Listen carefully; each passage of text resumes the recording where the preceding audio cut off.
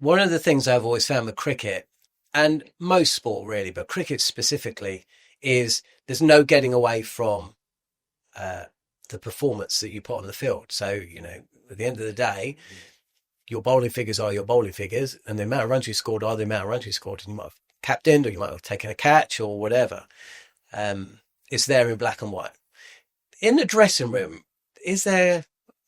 I imagine there's different characters who, if are they the types of people that constantly make excuses for poor performance, or does everyone just kind of, you've either performed or you haven't? And it's not like on an individual basis, it'll be over the course of a series or the course of a period. Is there an accountability in professional cricket that you might not get in other walks of life, because you can't hide from the fact that this is what you scored or this is what you took? Yeah, I guess, obviously, the bottom line is you're still playing as a team and you still win as a team or you lose as a team. So I think that is probably the biggest factor. Like, if at the end of the day you've won the game, as an individual you don't, like, you would probably recognise an amazing performance by someone 100 or a 5 or whatever, but everyone, as long as everyone is, like, they're giving their best, they're training as hard as they can, you're in it as a team, I guess, and the result is what's most important for everyone in that team. But yeah, there is an accountability, yeah. What is the pressure like playing for England? Yeah, I mean, it's big, but it's great. I think Does it keep you awake at night? I mean, has cricket kept you awake at night? Oh yeah, over the last 10 years or so, there'll be the odd night. Yeah, but at the same time, I think whenever you step away from cricket and have a bit of time off, for me, Test cricket, before the Zim Test, we hadn't played together for 6 months, which is kind of unheard of, and you just realise how much you miss it, like when you're not doing it. So, and it's kind of goes hand in hand. I know I'm playing my best when I'm enjoying the environment, I'm enjoying my cricket, I'm enjoying my training, and time away from it as well. So, if that's what gets the best out of me, I try and do that as much as possible. But I think playing for England, it's your dream, and it's something you never want to let go. So there's a want to do well, which you kind of don't want it to take over sometimes, if that makes sense. Yeah, it totally makes sense. I know that England women don't play a test match this year. They do next year. So Steve Smith, who's recognised as one of the best batters in the history of the game, and if you look at his innings by innings average, innings 1, he's up there with the best. Innings 2, he's up there with the best. Innings 3, he's up there with the best. Innings 4 actually drops. And one of the reasons it's believed that's because he doesn't sleep.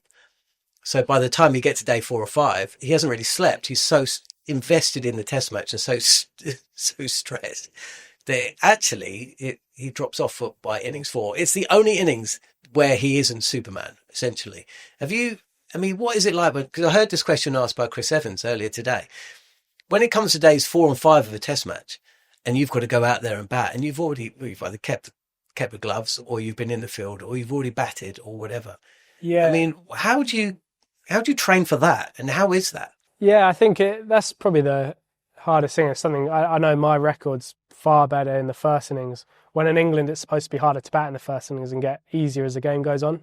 So I think for a large part of my career, I was almost doing kind of what you said, not to the same extent. I've heard Steve Smith sometimes doesn't sleep a wink at night, but I've had the odd night where you kind of, normally it can be a good thing as well, because it's when I get runs, I can't sleep, just because your mind's still kind of, you're not lying there buzzing, you're just playing through what happened that day a little bit, and it's quite hard to switch off. So come the end of day 4 or 5, you feel a little bit more fatigued. So I think probably for the first half of hopefully it's not over, but the first half of that test career, I think I played 50 odd tests, probably the first 25.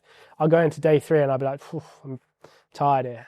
So I think it's kind of I've found ways over the last couple of years just to really switch off in the evening, and almost trying to not spend too much time in your room, especially when you're in places abroad like India and Pakistan where you're slightly confined to your hotel. So for me, it's just trying to immerse myself in something other than cricket for the evening, just to help my brain get away from it for a few hours. Darren Gough, who he did some coaching with England a couple of years ago, didn't he? He's not someone who is lacking in confidence. He used to, at the end of a day's play, he'd go back to his hotel room and he'd write down in a paper, just a bit of notepaper. I guess his feelings about the day. You know, it wasn't like massive, but he'd write his figures or he'd, whatever, write it down, and then he'd rip the page out, scrumple it up, and just throw it in the bin. And mentally, that was him putting that day behind him, so it's gone forever. And then he'd just come out. Anyway, you can try that one day. Massive summer to come with India in town. Let's start with the men's. We'll move to the women. What is it like facing Jasprit Bumrah? Yeah, it's a challenge. I think I've played him in probably 3 different series now, and you're constantly trying to find ways to put him under some pressure. Like, he's a guy. So you are trying to put him under. You're not just thinking to see this guy. Oh no, I mean, he can bowl 20 overs in the day. It's a lot of overs. So I think the way we talk about cricket is you want to absorb pressure when you need to, and then if you need to try and put a guy under a little bit of pressure, but that doesn't have to be through trying to smash him to the boundary. That could be he's bowling a good spell. So as a batter, I'm thinking, right, how can I rotate and get down to the other end? And then my partner's thinking exactly the same thing. So he just doesn't get 6 balls at you on the trot, and he can kind of use his skills. So no, look, he's a highly skilled bowler and one of the best in the world, if not the best. So there's no hiding behind that. But I'm sure everyone has their different methods to try and cover off his main threats and try and work out where they want to score from as well. And it's trying to almost keep it as simple as that. England's most famous day in the sun was against India, of course, back in 2017. But what a summer to come. I did hear that Ollie asking you about Test cricket. I mean, it would be nice to play a Test match this summer. Yeah, it would have been nice. It's a shame. I love playing Test cricket, and we had 2 this winter. It would be nice, but I think it is next summer that we play India in a Test match. So it's still a long way off. It's exciting still. And what about this summer then? Do you set yourself specific? Are you one of those people that writes down how many wickets that you're going to get and just puts in an envelope and puts it back? And then when you reach it, go around going, yeah. No, definitely not. I think, it's obviously an honour playing for England, and we've got a new head coach, and we're prepping towards a really big World Cup for us. So I think I'll just be concentrating on putting in performances, working out where I fit in the team with the new coach, and India are obviously going to be a great challenge, and we're struggling this winter. So I think it'll just be a really good chance to put ourselves back out there as a really strong cricket team.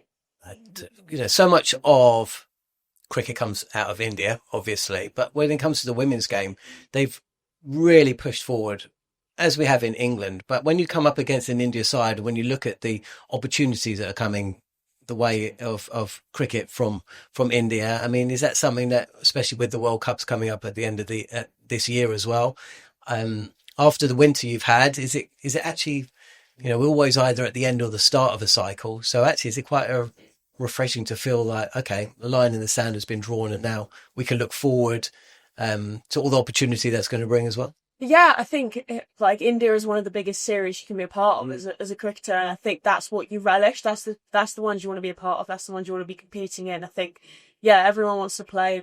Hopefully, the crowds will be really good, and I think it is a really good chance to really put our foot out there, and I guess and start again and start afresh from the winter.